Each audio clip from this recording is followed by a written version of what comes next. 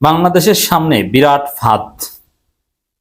দর্শক, বাংলাদেশ একটা ক্রস রোডে আছে, ভয়াবহ পরিস্থিতিতে পড়তে পারে। আবারও সেই জঙ্গিবাদের উত্থান, 63 জেলায় বোমা হামলার মতো কোনো ঘটনা, গ্রেনেড হামলার মতো ঘটনা, এরকম অঘটন ঘটতে পারে। ভারত বাংলাদেশে জঙ্গি তৈরি করে এই ঘটনা ঘটাবে, এজন্য তারা কোটি কোটি টাকা ইনভেস্ট করছে, এজন্য তাদের তৎপরতা চলছে। তো দর্শক, এই পরিস্থিতিতে যেহেতু বাংলাদেশ ঝুঁকির মধ্যে আছে, উগ্রবাদের উত্থানের, জঙ্গিবাদের উত্থানের, বোমা হামলার, জামাত বিএনপি সরকারকে সহযোগিতা করার ঘোষণা দিয়েছে এবং প্রধানমন্ত্রীকে আমিরে জামাত আশ্বস্ত করেছে যে না, আমরা আপনাদেরকে সহযোগিতা করব। প্রধানমন্ত্রী নিজেও এই বিষয়ে উদ্বিগ্ন এবং জামাতের জন্য এটা একটা গুরুত্বপূর্ণ সতর্কবার্তা।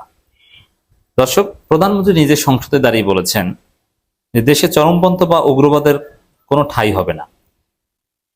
এখন এই কথা কেন বলছেন?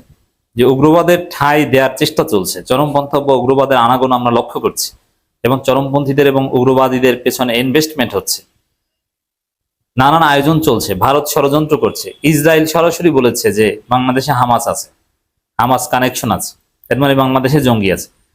আর বাংলাদেশ বিষয়ে ইসরায়েল কোনো মন্তব্য করতে গেলে সেটা ভারতে বসে করে ভারতে নিযুক্ত ইসরায়েলের রাষ্ট্রদূত বলে। অবশ্য এই ভারত একসময় কিন্তু বা দীর্ঘদিন ধরে কিন্তু ফিলিস্তিনিদের পক্ষে ছিল। সে ভারতের প্যারাডাইম শিফট এখন ইসরায়েলের বিশ্বস্ত মিত্র বা বন্ধু। আপনি চিন্তা করেন পরিস্থিতি কোন দিকে গেছে। তো এটা আরো বেশি আশঙ্কাজনক যে বাংলাদেশ বিষয়ে ভারত বিভিন্ন কথা বলতে পারে, তাদের ইসরায়েল কথা বলতে পারে, তাদের মতামত থাকতে পারে, কিন্তু সেটা ইসরায়েল বলবে, কিন্তু না, ভারতের মাটিতে বসে তারা বলে। এর মানে বাংলাদেশের জন্য এটা সত্যিকার অর্থে একটা অশনি সংকেত। ভারত ইসরায়েল যৌথভাবে বাংলাদেশের বিরুদ্ধে ষড়যন্ত্র করছে। আবার ইসরায়েলের অন্যতম শত্রু চীন, সেই চীনের ঘনিষ্ঠ হচ্ছে বাংলাদেশ, এটা ইসরায়েল সহ্য করতে পারছে না। কিন্তু বাংলাদেশ যদি যুক্তরাষ্ট্র বলয় থাকে তাহলে ইসরায়েল খুশি, কিন্তু না, যুক্তরাষ্ট্র বলয় থেকে বের হওয়ার চেষ্টা করছে আর ভারতের বলয় থেকে বের হওয়ার চেষ্টা করছে। এতে ইসরায়েল আরো অসন্তুষ্ট বা ভারত তো মারাত্মক অসন্তুষ্ট। এবং ওভারঅল ভারত ইসরায়েল যাতে অসন্তুষ্ট হয়, ভারত ইসরায়েল যাতে থ্রেট মনে করে, বাংলাদেশ সেই কাজ করছে। এই কারণে সেই কাজ করছে, যার ফলে বাংলাদেশে উগ্রবাদ জঙ্গিবাদের নাটক তৈরি করার চেষ্টা, ষড়যন্ত্র, এগুলো করে থাকতে পারে, ভারত করবে।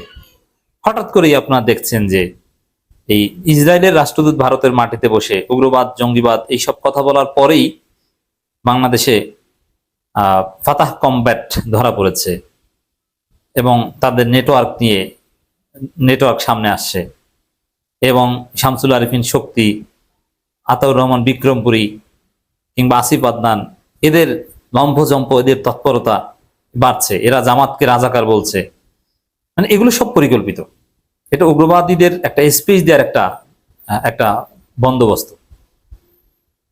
তো এটা থেকে স্পষ্ট যে বাংলাদেশ উগ্রবাদীদের ঝুঁকিতে রয়েছে, হুমকিতে রয়েছে, যার ফলে প্রধানমন্ত্রী নিজে পার্লামেন্টে দাঁড়িয়ে উদ্বেগ প্রকাশ করছেন দেশের চরমপন্থা বা উগ্রবাদীদের ঠাঁই দেব না। এর মানে ঠাঁই দেওয়ার ষড়যন্ত্র চলছে, কিন্তু আমরা ঠাঁই দিব না। এই জায়গায় আমিরে জামাত টাইমলি তারেক রহমানের পাশে দাঁড়িয়েছেন জাতীয় সংসদে। আমিরে জামাত সংসদে দাঁড়িয়ে প্রধানমন্ত্রীর এই বক্তব্যের প্রেক্ষিতে, তার এই উদ্বেগ চিন্তার প্রেক্ষিতে তিনি স্পষ্ট করে বলেছেন উগ্রবাদ ও চরমপন্থা প্রতিরোধে বিরোধী দল সহযোগিতা করবে। এবং প্রধানমন্ত্রী বলছেন যে আমি আশা করি বিরোধী দলের সহযোগিতা পাবো, এবং বিরোধী দল বলছে যে সহযোগিতা আপনারা পাবেন, করব। জামাত ইসলামী শুরু থেকেই উগ্রবাদ এবং চরমপন্থার বিরুদ্ধে। জঙ্গিবাদের সাথে জামাতের কোনো সম্পর্ক নেই, যদিও জামাতকে বারবার জঙ্গি বলা হয়েছে আওয়ামী লীগ আমলে এবং জঙ্গিবাদের উত্থানের জন্য জামাতকে দায়ী করার চেষ্টা করা হচ্ছে। কিন্তু জঙ্গিবাদীদের বড় শত্রু হচ্ছে জামাত এবং জামাতের আসল শত্রু হচ্ছে জঙ্গিবাদীরা। কারণ কি? সরকার বা এদের চাইতেও। কারণ সাধারণ সরল মনা ধর্মপ্রাণ লোকদেরকে এই উগ্রবাদী জঙ্গিবাদীরা বুঝায় যে গণতন্ত্র হারাম, জেহাদ বা কেতালের মাধ্যমে ইসলাম কায়েম করতে হবে। যাদেরকে টার্গেট করে এই প্রচারণা চালায় উগ্রবাদীরা, জঙ্গিবাদীরা, তাদেরকেই জামাত বলে যে না, শান্তিপূর্ণ পদ্ধতিতে, গণতান্ত্রিক পদ্ধতিতেই রাষ্ট্র ক্ষমতার পরিবর্তন করতে হবে এবং ধীরে ধীরে ইসলামাইজেশন করতে হবে।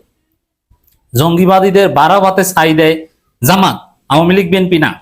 আওয়ামী লীগ বিএনপি তারা ক্ষমতায় থাকলে জঙ্গিবাদীদের হয়তো ধরে, কিন্তু আদর্শিক বিরোধ কিন্তু জঙ্গিবাদীদের জামাতের সাথে। তো এই জন্য জামাত জঙ্গি এটা সবসময় একে অপরের ভয়ানক শত্রু। আপনি আল কায়দা, আইএস বা তালেবান এদের কাছে জিজ্ঞেস করেন, তারা জামাতকে কোন ইসলামী দল মনে করে না, কুফফার শক্তি মনে করে। তাদের ফতোয়া আছে জামাত, ইখওয়ান এদের বিরুদ্ধে। তো দর্শক, এই জন্যে জামাত উগ্রবাদ দমনে, জঙ্গিবাদ দমনে সরকারকে সহযোগিতা করার আশ্বাস দিয়েছে এবং সরকারের পাশে আছে। Very significant. তবে জামাতের মাঠ পর্যায়ের নেতাকর্মীদের এই বিষয়ে ঘাটতি আছে, এটা তাদেরকে বুঝতে হবে যে জামাত যে উগ্রবাদ বিরোধী, জঙ্গিবাদ বিরোধী এ বিষয়ে সচেতন, কিন্তু উগ্রবাদ জঙ্গিবাদীদের প্রতি কিছুটা প্রেম জ্ঞানের অভাবের কারণে অনেকের হয়ে যেতে পারে। যেমন জামাতের লোকজন যারা এত গভীর জ্ঞান রাখেন না, তারা বুঝতে পারেন এই আসিফ আদনান কি সুন্দর কথা বলে, ইসলামের পক্ষে বলে, ইসলামের খেলাফতের পক্ষে বলে, আধুনিক শিক্ষিত একটা স্মার্ট ছেলে, মালয়েশিয়ায় পড়াশোনা করেছে, কি সুন্দরভাবে ইংরেজি বাংলা আরবি মিলিয়ে কথা বলে। এটা তো একজন শিবির, একজন জামাত এইভাবে স্মার্ট হওয়ার স্বপ্ন দেখে। অতএব আরো কত অন্যান্য বিষয়ভিত্তিক চমৎকার কথা বলে। অতএব আসিফ আদনান এদের সাথে তো আমরা ইন্টারাকশন করতে পারি। শামসুল্লাহ আরিফিন শক্তি একসময় ছাত্রলীগ করতো ছেলেটা, এরপরে মানে আধুনিক শিক্ষিত ছেলে, এত সুন্দর ইসলামের কথা বলে। এরকমই তো হওয়া উচিত একজন আধুনিক শিক্ষিত লোকের, ইসলামের জ্ঞান থাকা উচিত। হারুন ইজহার কত সুন্দর ইসলামী খেলাফতের কথা বলে, রাজনীতির কথা বলে, এবং আরো অনেকে আছেন হুজুররা, তারা রাজনীতির ধারও ধারে না। হারুন ইজহার কি সুন্দর কথা বলেন। এদেরকে আপন আপন মনে হয়। এই জন্য জামাতের লোকজন, তাদের যদি জ্ঞানের ঘাটতি থাকে, এই উগ্রবাদীদের যদি চিনতে না পারেন, এরাই যে আপনাদের আসল শত্রু, জামাতের মূল আদর্শিক বিরোধ যে এই জঙ্গিবাদীদের সাথে, এটা যারা বুঝতে না পারবে, তারা ওই জঙ্গিবাদী উগ্রবাদীদের প্রতি একটু প্রেম অনুভব করবে, তাদের কাছাকাছি মনে হবে যে কাছাকাছি মিল আছে, কিন্তু আসলে জামাত শিবিরের সবচেয়ে বড় শত্রু হচ্ছে উগ্রবাদীরা। এই জন্য উগ্রবাদীদের রাষ্ট্রীয়ভাবে দমন করতে জামাত শিবিরকে সহযোগিতা করতে হবে, এবং জামাত করবে এ বিষয়ে আশ্বাসও দিয়েছেন। এবং প্রধানমন্ত্রী উদ্বিগ্ন, আমরা উদ্বিগ্ন। এবং এই উগ্রবাদীদের, এদের কোনো আদর্শ নেই, এরা ধর্মের নামে ভণ্ডামি করে। তবে অনেকে না বুঝে এই ভণ্ডামির মধ্যে পড়ে যান। এদের রুট হচ্ছে ভারত, ইসরায়েল, যুক্তরাষ্ট্র, এই গোয়েন্দা সংস্থাগুলো এদেরকে তৈরি করে, এদেরকে লালন পালন করে। এই জন্য যখন ভারত ইসরায়েল প্রয়োজন মনে করে, তখন তারা উগ্রবাদীদের এবং জঙ্গিবাদীদের বাজারে ছেড়ে দেয়, তখন হামলা করায়, তখন তারা 63 জেলায় বোমা হামলা করে ইত্যাদি ইত্যাদি। এই জন্য পুরো জাতিকে সতর্ক থাকতে হবে।